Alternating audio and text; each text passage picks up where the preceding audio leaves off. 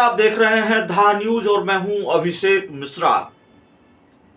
फिर हाजीपुर लोकसभा सीट की बात करेंगे और हाजीपुर लोकसभा सीट की बात इसलिए करेंगे क्योंकि हाजीपुर लोकसभा सीट की जब चर्चा हो रही है तो चिराग पासवान का जिक्र हो रहा है, पशुपति पारस का जिक्र हो रहा है। सवाल यह है कि एनडीए के संभावित पहलवानों का जिक्र ही क्यों हो रहा है। एनडीए कोटे से जिन लोगों के चुनाव लड़ने की संभावना है हाजीपुर लोकसभा सीट से, चाहे वो पशुपति पारस हो, चाहे चिराग पासवान हो या उनकी पार्टी के दूसरे लोग हों, चिराग पासवान की मां हो, उन्हीं का जिक्र क्यों हो रहा है। महागठबंधन का पहलवान कहां है, इंडिया गठबंधन का पहलवान कहां है। कोई तो लड़ेगा ना हाजीपुर से चिराग पासवान के खिलाफ या उनकी मां के खिलाफ या पशुपति पारस के खिलाफ। महागठबंधन के पहलवान की चर्चा क्यों नहीं हो रही है। महागठबंधन के पहलवान को लेकर सुगबुगाहट क्यों नहीं है। पिछली दफा शिवचंद्र राम लड़े थे। शिवचंद्र राम महागठबंधन की सरकार जब बनी 2015 में तो उसमें कला एवं संस्कृति मंत्री बनाए गए थे। शिवचंद्र राम के प्रदेश अध्यक्ष बनने की भी चर्चा थी, इस रेस में भी वो थे। आरजेडी के शीर्ष नेतृत्व के भी काफी चहेते हैं, करीबी हैं। इस बार भी क्या शिवचंद्र राम ही लड़ेंगे। और अगर हम ये कहें कि इस बार भी शिवचंद्र राम ही लड़ेंगे तो ये तो 2 और 2 4 का गणित हो जाएगा।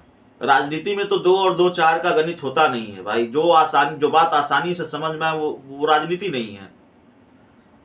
तो राजनीति में 2 और 2 5 का गणित होता है।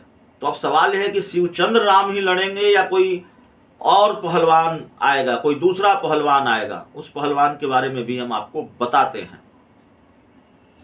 देखिए, चर्चा यह भी चल रही है राजनीतिक गलियारों में, जो राजनीतिक गलियारों में चर्चा है, राजनीति के जानकारों के बीच जो चर्चा है वो हम आपको बताते हैं।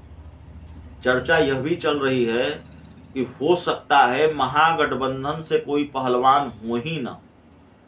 महागठबंधन से जो पहलवान होगा वो एनडीए से ही अवतरित होगा, यानी कि एनडीए का ही कोई पहलवान महागठबंधन के खाते से चुनाव लड़ेगा, महागठबंधन के टिकट पर चुनाव लड़ेगा, महागठबंधन की तरफ से चुनाव लड़ेगा।